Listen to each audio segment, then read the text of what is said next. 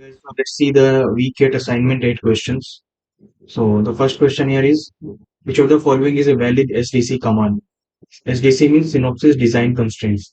So after when we deal with the STA tools, we need to come up with a design constraints which takes care about the performance, power and area related constraints.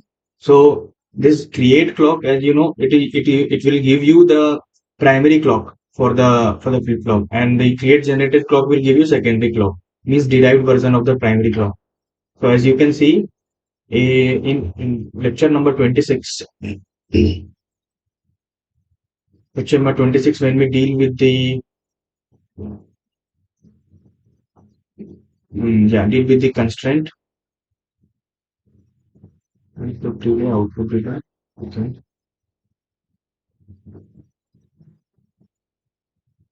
Yeah.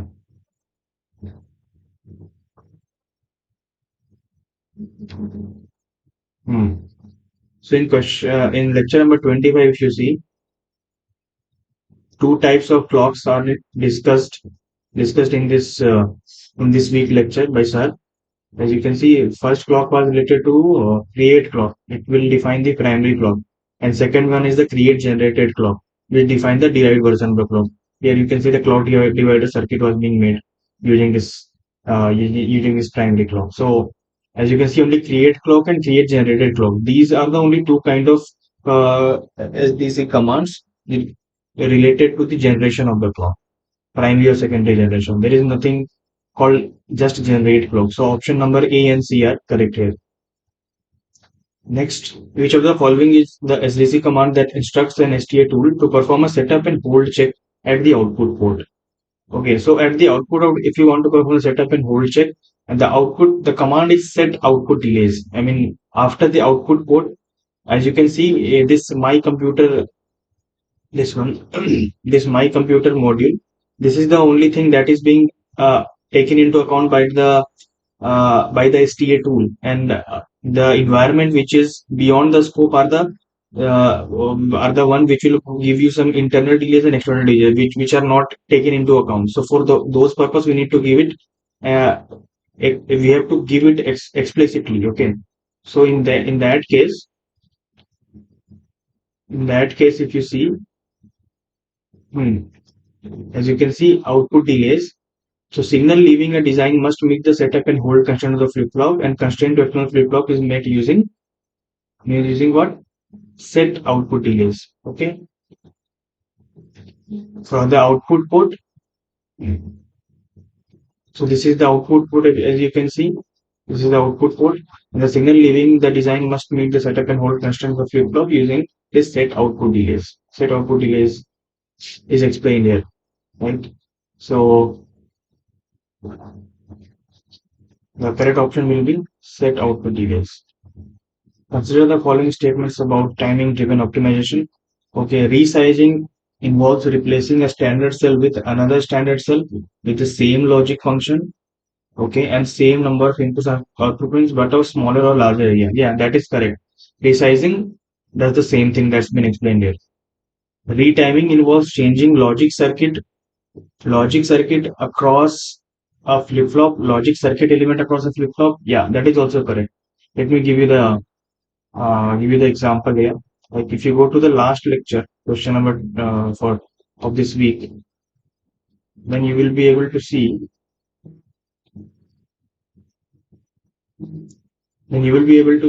that in this retiming, what we have did is that we have taken this combinational path along this flip flop, and we have taken the flip flop earlier than this combinational path, and combinational path is taken after this flip flop in such a way that the functionality is preserved. I mean, the whatever the circuit was doing earlier is doing the same thing now. We are compromised on the area, but finally we have got a faster circuit, right? So retiming involves changing logic circuit element across the flip flop. Yeah, it changes the logic circuit element, that is correct. But does it change the logic functionality? No. It preserves the logic functionality, but it changes the logic circuit element. So B option is also correct. Third option is what? The fan out optimization involves connecting all high fan out nets directly to the ground. No, no, no. We don't connect directly to the ground and make thing permanent. No. stuck at 0, stuck at 1, these are faults actually when we do not do these kind of practices. So fan out optimization, we actually what you do, we do Shannon algorithm. I think we have been explained here. Resizing is there, restructuring is there. Yeah, fan out optimization, as you can see here, we apply a buffer so that we can reduce the input capacitance load as seen by the logic gate, and in this way we try to optimize the circuit. Okay, so we do not actually connect it directly to the ground. So option C is not correct option. So option A and B should be correct. Let's go with this. Next, consider the following statement about technology mapping in logic synthesis. It is allowed to change the logic functionality of the given generic gate netlist so that area is minimized. Okay. The PPA means performance and power analysis of technology map netlist does not depend on the attributes of the cells of the given technology files. That is wrong actually. I will explain. It converts a given generic gate netlist to the netlist consisting of standard cells containing of given technology libraries. Yeah. Third option is correct. Let me go through all the options once again. So it is allowed to change the logical functionality. No, not at all. How can we change the logical functionality? We have to preserve the logical functionality at all cost. If we are changing the functionality itself, then our circuit is not behaving as the expected one. Therefore, option A is eliminated.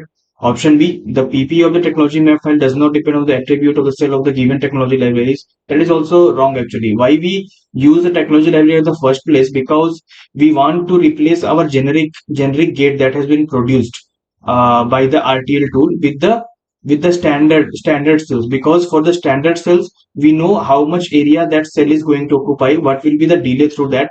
So these attributes are known, and though in that cells only the STA analysis can be performed. Therefore, saying that the technology map netlist does not depend on attribute of a cell, that is wrong. Okay, so option B is also wrong. Now in option C, it converts the generic gate netlist to netlist consisting of standard cells containing given technology library. Yeah, that is correct. This is correct. So option number C is correct. Okay, which of the following automation is typically not targeted for improving timings? Restructuring, as you can see in this lecture, I think it is the last lecture of the week 8. Yeah, restructuring is one. Restructuring is performed using Shannon expression that is used for timing improvement. Retiming is also performed by playing with the combinational path around the flip-flop such that the overall timings can be improved between two successive flip-flops. Okay, and obviously resizing is the term. Resizing is being discussed in earlier weeks. So resizing, as we know here, resizing involves replacing standard cell with another cell with same logic, but of smaller and larger area, so that we can come up with a better design. So power gating is the one that is not any I my knowledge, it is not a kind of standard in timing improvement. So these three are already been discussed in the lecture also. This is the one that is not discussed, so this should be the answer. Like it is not related to improving the timings. Now these are some numerical questions. Okay, for that, these questions I have already taken in my note. Okay, let me open my note. Yeah, let us solve this. Question number 6.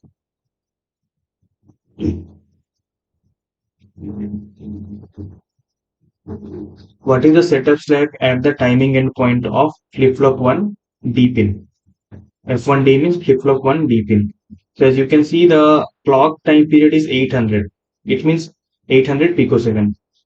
Input delay which is coming to the port A is 200. So you can assume is that the arrival time coming to this A pin is 200 picosecond, and the arrival time coming to port B is 100 picosecond, and C is 150, like that. I mark these values 200, 100 and 150 successively, and it is given the output port delay is 200 picosecond. Okay. Anyway, for calculating of this part, we will do not require the output port delay. Input port delay is sufficient. So the first question is asking what is the setup slack at the timing endpoint of F1 of D. Okay, how will you find that F1 of D? Let's see. time timing endpoint for the F1 only. Now we need to find the setup select. Now consider this scenario. Okay, this is my clock. This is my current arrival of the clock, and this is the time when my next clock will arrive. Okay, and if we consider this F1 D pin, then arrival time of the signal is how much time it is taking for the signal to reach the D pin is 200 itself, right? So in this case, arrival time is, if it is I'm calling this time as 0, then this is at 200 picosecond, and this next clock is coming at 800 picosecond. The clock time period is given as 800. So hmm,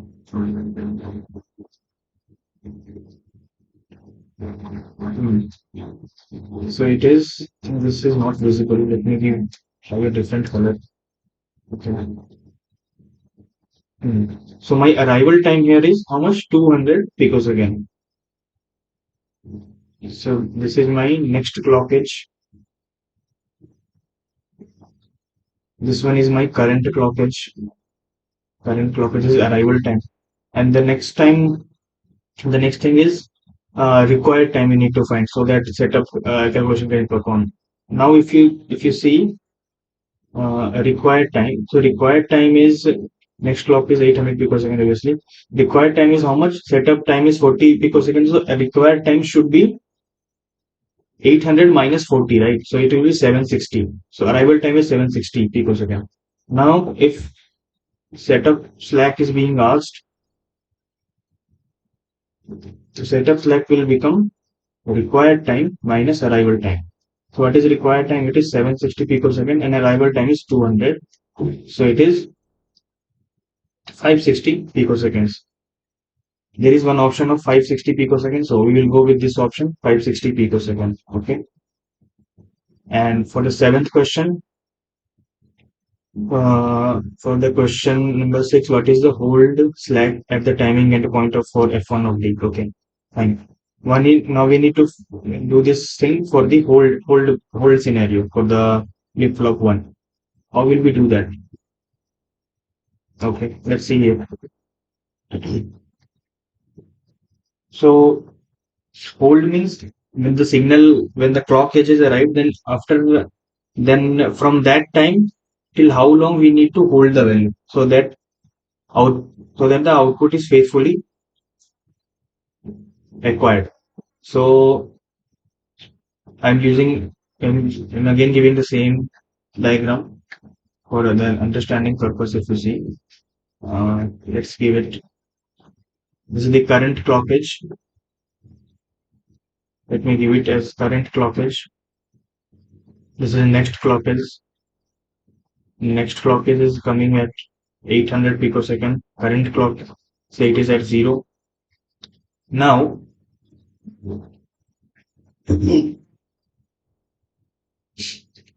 arrival time here. Yeah, if this is my current clock edge, my signal is now arriving.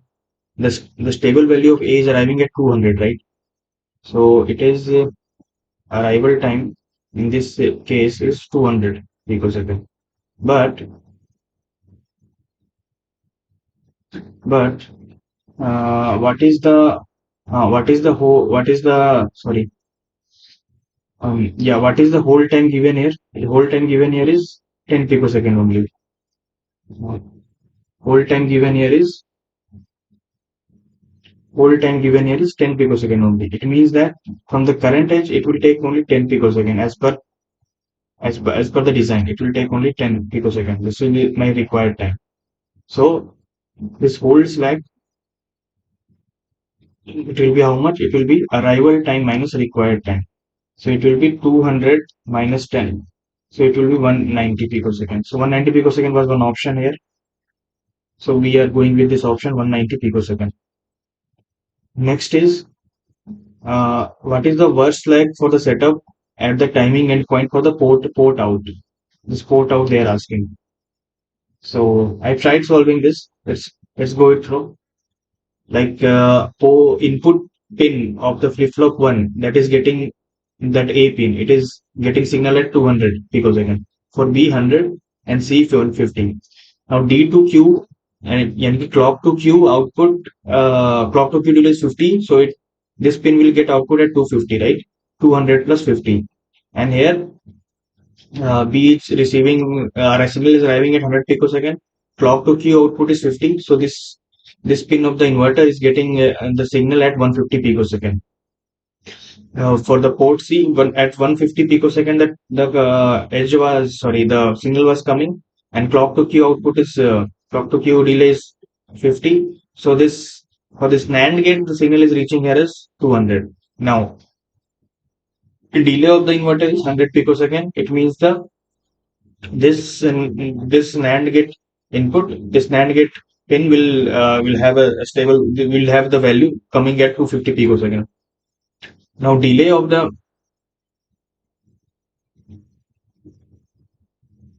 hmm, okay. Now delay of the NAND gate itself is how much? Delay of the Just a second. Delay of the NAND gate is 120 picosecond, which means that this this this input at this D pin, the signal at D pin, it will reach at 250 plus 120, which means that it will reach as 370 picosecond. Right? And from D to Q, it will take further 50 picosecond, so it will reach the output pin. Q is connected to inverter, and this signal will reach here as 370 plus 50, that will be 420 picosecond, and inverter is going to take 100 picosecond more, so it will take 100 picosecond more, it will reach at 520 picosecond. 150 and then 50, and this was 200. And now this NAND gate is going to take how much? 120 picosecond extra on this 520 to give output signal.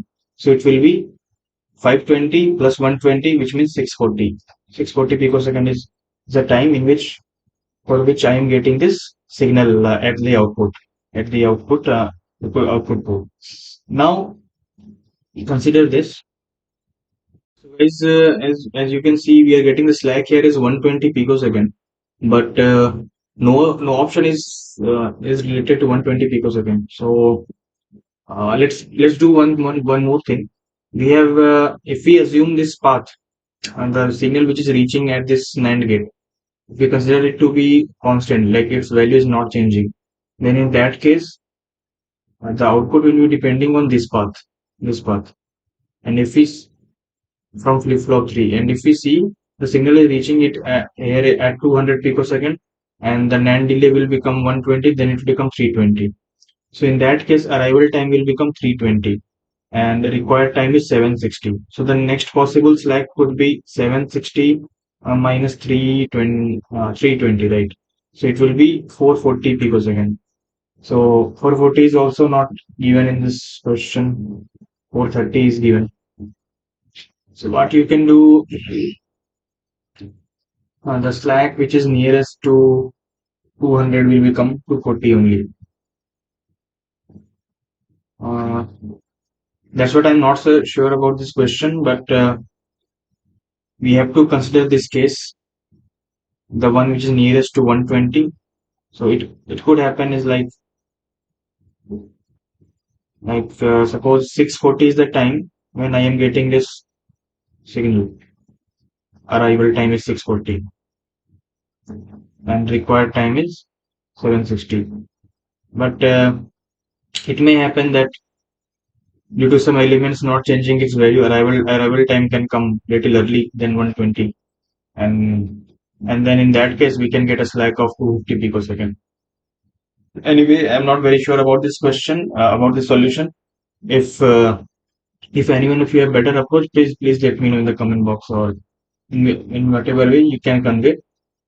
We will discuss this thing. Now coming to the ninth question, it is asking for the delay for the input port A. So input port A, as you can see, has as input external delay of 5, which means that if suppose if there was a flip flop, if there was a flip flop, there was a clock, there is an input pin A, then from the source signal to reach till the clock pin A, it is taking 5 picosecond of delay. So that is actually the delay of the flow that is being given here. Input external delay is 5, so that A input is coming at time 5. So the delay of the flip input A is 5 picoseconds. So this is the correct option. And next they are asking about the slack, the value infer from the arrival and output. Okay. Slack is calculated as how much setup slack they are asking. It will be required time minus arrival time. So if you see the data required time as per given in this diagram, it is 995. Okay, and arrival time is how much? Arrival time is minus 85. Minus 85. What does it mean? Minus 85 means 85.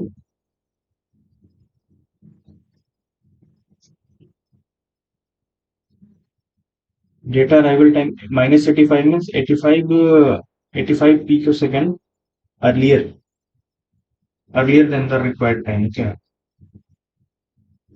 So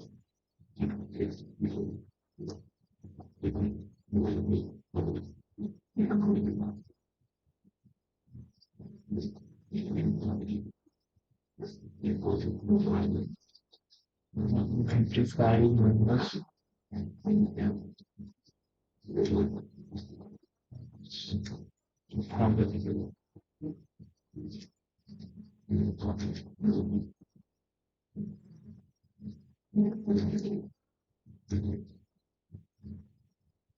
Hmm.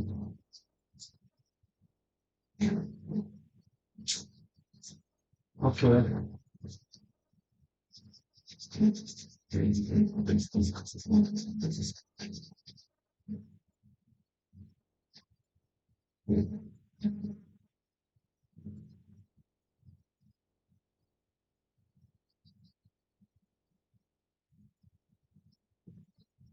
Data arrival time is data required time is 995, and data arrival time is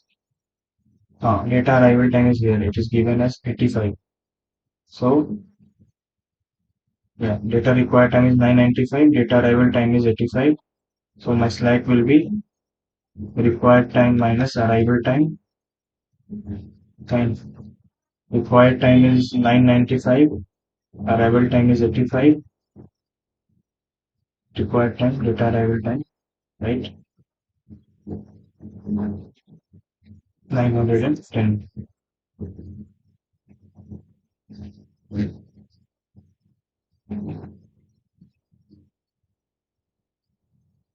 Slack is meeting.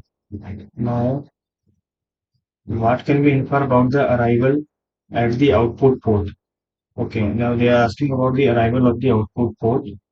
So input port is clocked by clock, output port clocked by CLK.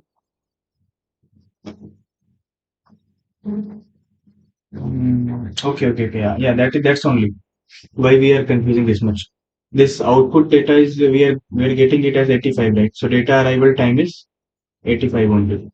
This is the correct option. So data arrival time of the output port is 85 picosecond as per this data shoot. Yeah, sorry for the delay. So these are all the solutions for this week. Only for this question, uh, I'm not getting like we are not getting the exact slack values, right? We at for one case we are getting 120 picosecond. If we go from path A and path B, if we go from path C, then we are getting 440 picosecond. But 120 and 440, neither of them are present in the solution. So I'm going with the one which is nearest to 120 because it takes into account the longest paths A and B. And yeah, so 250 could be answered, but I'm not sure for this solution. So please check into that. Thank you.